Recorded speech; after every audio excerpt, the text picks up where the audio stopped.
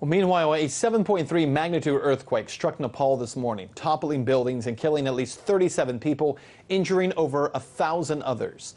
16 people also killed in India after rooftops or walls collapsed onto them, according to the country's home ministry. And Chinese media reporting there was one death in Tibet. Rescue helicopters have been sent to mountain areas where landslides and collapsed buildings may have buried people in Nepal. I spoke earlier with Dhruba Prasad Gamir of Rural Women's Network, Nepal, who stayed up late to speak with us after spending the day providing emergency assistance to earthquake survivors today. I first asked him about today's aftershock.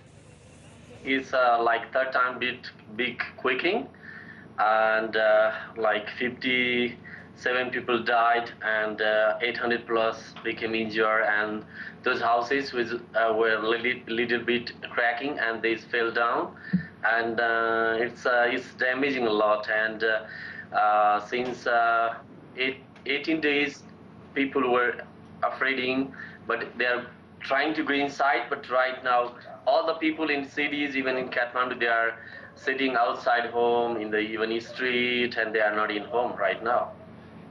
From the pictures and watching these buildings collapse, was a lot of that damage the result of that previous quake? Was it damage that had been left behind, and that's what made those buildings so unstable? Yeah, most of they became previously a little bit quaking, but they are not so damaging. They can repair, but right now they fell down. What are the moods of people there? I have a friend who sent me an email from there. He's in Nepal right now, who told me that for the most part, people are terrified. Having gone through this 3 weeks ago and now facing earthquakes once again, there's just this feeling of absolute insecurity. Is that what you're seeing?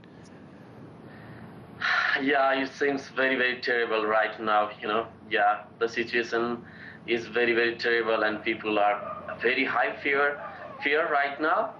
And the situation was trying to settle down, but right now it's increase unexpectedly, Yeah, it's very hard now. The quake that happened 3 weeks ago, the death toll for that was over 8,000 people.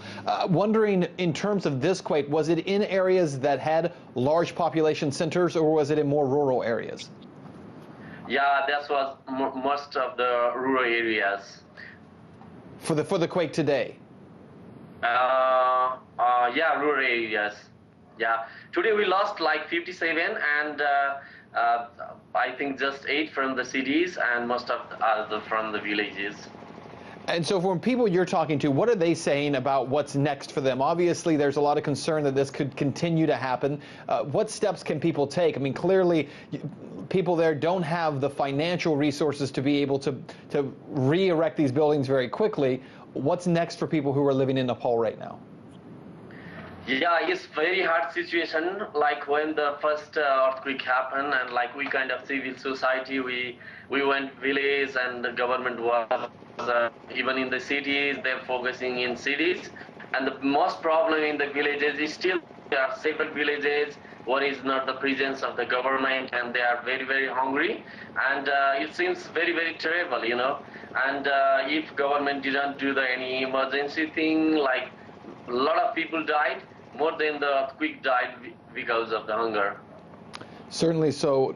Dhruba Prasad Gamir from the Rural Women's Network in Nepal, we really appreciate your time and your insight. Thank you.